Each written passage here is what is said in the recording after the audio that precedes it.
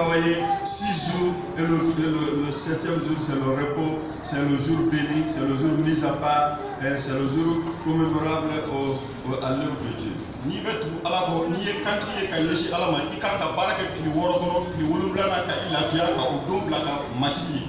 Alors dans le travail, nous devons, si Dieu travaille de la sorte, que devons-nous faire? Ni alabe baraka wuchula anga muge. Nous devons aussi travailler. Nous sommes appelés à travailler. Nous sommes appelés à travailler, à montrer l'exemple dans ce monde-là. La Bible est riche pour nous amener, pour nous exhorter au travail. Quand vous prenez Proverbe chapitre 6, le verset 6 au verset 11, la Bible dit va voir les fourmis. Lève-toi, va voir les fourmis. Regarde comment elles travaillent. Ils n'ont pas de chef. Ils n'ont pas de maître. Ils n'ont pas d'inspecteur. Mais ils travaillent au temps opportun. Elle est au service à tout moment. Donc la Bible nous amène à voir cette fourmi-là. D'aller prendre l'exemple à la fourmi. Cette créature qui n'a même pas d'intelligence. Mais l'homme qui est créé à l'image de Dieu est appelé d'aller voir la fourmi, comment elle travaille. Et la Bible donne des exhortations, des avertissements par rapport à ce passage. La Bible dit si tu croises les bras, si vraiment tu restes paresseux, alors il y a beaucoup de choses qui peuvent venir dans ta vie.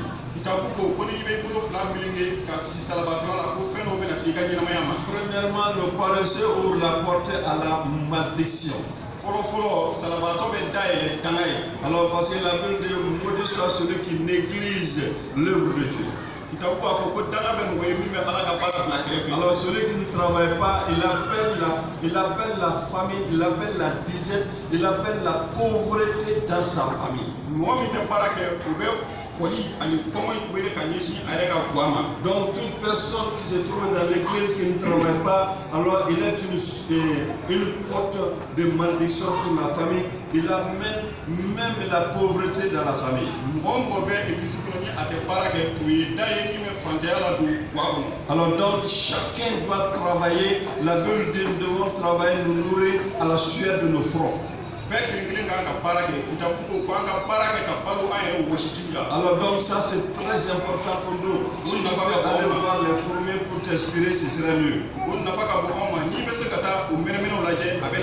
Alors donc la Bible dit si tu restes comme ça dans la paresse, la pauvreté t'atteindra. Alors donc tu vas vivre également dans la disette, dans la famine. Alors donc qui est-ce qui veut vivre ainsi? C'est pourquoi nous devons travailler. Nous devons travailler pour notre Seigneur. Nous devons travailler pour nous-mêmes. Je ne suis pas d'accord que le peuple de Dieu reste paresseux, reste les mains croisées. Dans l'église, il faut travailler, il faut absolument travailler. Dans ton travail, il faut absolument être laborieux. Alors donc, il faut être un travailleur idéal au sein de ton peuple, au sein de là où tu travailles. Alors donc la Bible nous amène même à comprendre que celui qui ne travaille pas ne doit même pas manger. Certainement je serai critiqué dans les cœurs aujourd'hui pour tous les paresseux qui sont assis parmi vous ici. Il va dire cet homme-là en train de me mettre en conflit avec mon papa, en conflit avec mon tuteur. Non, il faut travailler.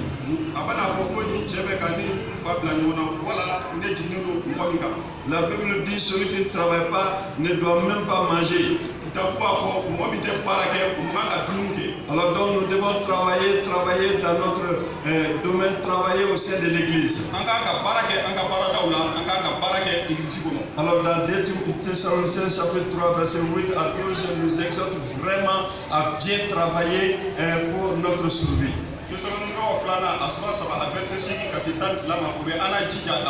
Celui que tu suis, Jésus, à l'âge de 12 ans déjà, il était au service de son Dieu. Alors pendant qu'il était là, comme on appelle, avec ses parents, soudainement il s'éclipse. Ils l'ont cherché en vain, mais où est-ce qu'ils l'ont trouvé? On ne l'a pas trouvé dans comment on appelle, dans un cabaret.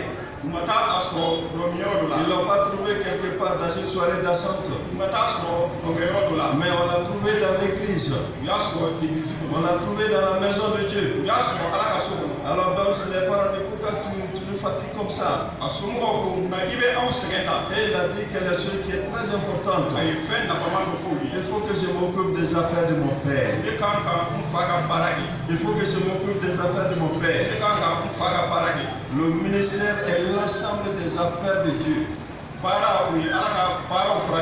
C'est très important pour chacun de nous. Nous devons servir Dieu de façon convenable. Nous devons travailler sans relâche au sein de l'église. Beaucoup de personnes sont là comme des spectateurs, comme des gens qui nous assistent simplement. Alors donc ils ne mettent pas la main dans le travail. Je ne suis pas venu, je ne suis pas né de nouveau pour regarder les autres travailler. Non. Moi je vais travailler, je vais travailler, je vais travailler. Alors donc si vous êtes là, soyez des laborieux, soyez des travailleurs dans la maison de Dieu. Non seulement dans votre travail. Il faut quitter la paresse. Le paresseux n'a jamais reçu. Ni à l'école, ni quelque part, ni dans n'importe quel travail, ni dans sa famille. Donc vous devez travailler. Alors Jésus a dit, ne savez-vous pas que je dois m'occuper des affaires de mon Dieu? Alors dans les affaires, qu'est-ce qui se passe dans les affaires? Que fait-on dans une affaire? Quand vous regardez les gens du monde, quand ils parlent d'affaires de business, qu'est-ce qu'ils disent?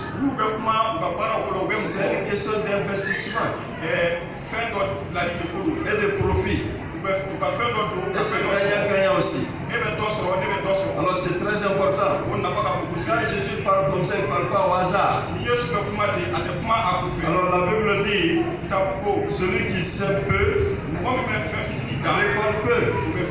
Ça aussi c'est une affaire. Donc en ce moment nous récoltons. Nous devons semer, nous devons moissonner. Alors donc dans la maison de Dieu, nous sommes appelés à semer. Nous consommons beaucoup de choses. Les gens peuvent vous regarder l'argent, mais non seulement pas ça.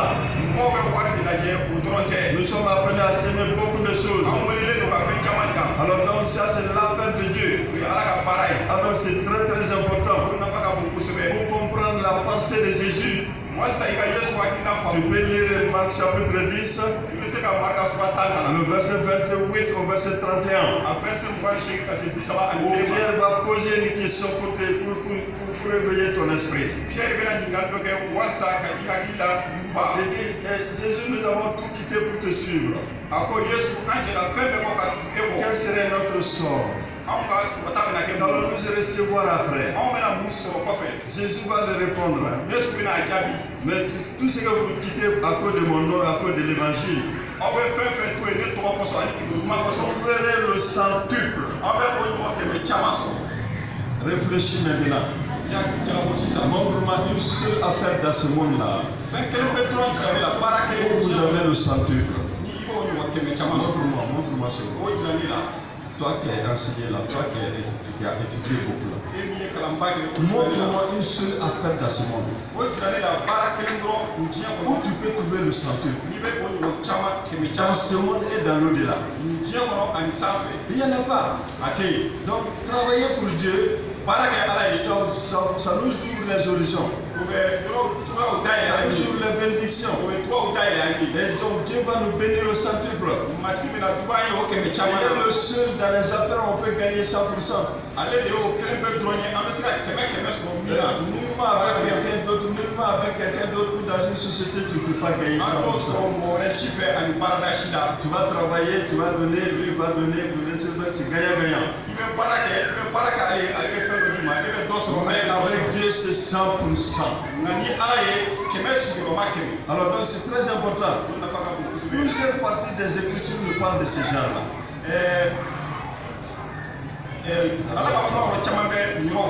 Alors donc quand vous lisez dans Matthieu 25, verset 14 au verset 30, nous n'avons pas le temps de les lire, mais nous parlons de quoi? De talent. Regardez ce talent-là, ces hommes-là qui ont reçu de Dieu. Le premier, il a fait valoir son talent. Il dit que ce bon fidèle serviteur entre dans la joie de ton maître. Tu as été fidèle en petites choses.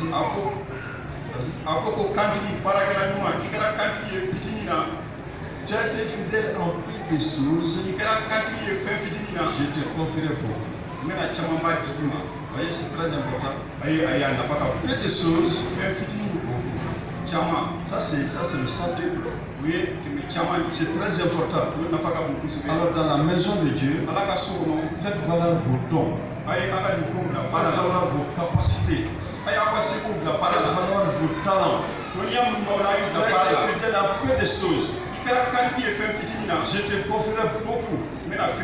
Si vous êtes fidèle à peu de choses, on peut vous confier beaucoup. La deuxième personne est venue la même chose. Tu as été fidèle à peu de choses. Je te confie beaucoup aussi. Alors, la troisième personne est venue. Il n'a reçu que le rejet et la haine ou même le jugement. Alors donc vous voyez que c'est très important de servir. Il y a un temps pour servir. Il y a un temps pour servir. S'il y a un temps pour servir, soyez fidèle dans tout ce que vous faites. Alors donc si tu as été fidèle à peu de choses, tu es établi sur beaucoup de choses. Vous voyez que c'est très important. Également la parabole des mines. La parabole des mines.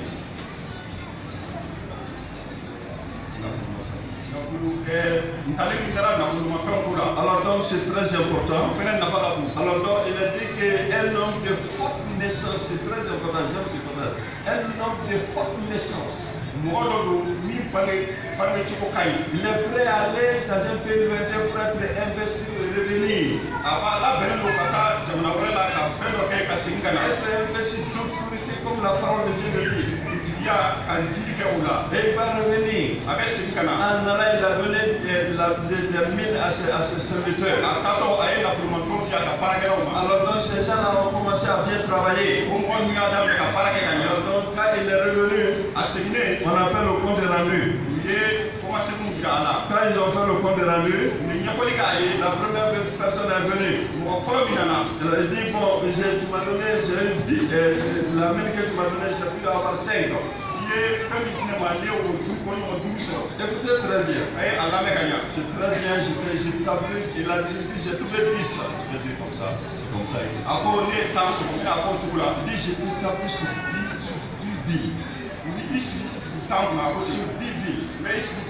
La deuxième personne est venue. J'ai eu 5 000. Alors j'ai établi sur 5 billes. La troisième personne est venue. On a enveloppé ce qu'on lui a donné. Je savais. Là où tu n'as pas laissé. Là où tu n'as pas signé aussi. Il a reçu que le jugement. Vous voyez que c'est très important. Dans ces deux paraboles, qu'est-ce que vous avez vu? Dans ces deux paraboles, je vois quelque chose de très important. Qu'est-ce que je vois? Lorsqu'un travail est convenablement fait, lorsque tu travailles soigneusement, il y a l'élévation qui suit. Il y a la promotion qui suit. C'est très important pour vous. Dans les services que vous faites là-bas, et même dans l'église, quand vous travaillez bien là, Dieu vous élève. Quand vous travaillez au gouvernement, de façon convenable, le chef de l'État vous élève. Il y a des gens qui ont la poitrine remplie de médailles. Le paresseux ne trouve pas de médailles. Le médiocre ne trouve pas de médailles. C'est celui qui travaille qui trouve la médaille. Au sein de l'armée, même dans l'administration. Partout, nous voyons en fin d'année, nous voyons comment les gens sont gradés. Travailler après le bon travail, c'est l'élévation, la promotion. On ne devient pas chef comme ça. Le paresseux ne peut pas monter de cette manière. Vous êtes appelé à bien travailler. Prenez comme on appelle l'exemple sur ces paraboles-là. Tu as été fidèle à peu de choses. Je te confie beaucoup. Alors donc, tu as été fidèle dans les mines, dans le travail qu'on t'a confié. Alors je t'établis encore sur 10 villes. Sur 10 villes. 5 villes. C'est selon le travail que tu as fait. Mais si tu ne travailles pas, tu ne seras pas établi. Tu ne seras pas établi.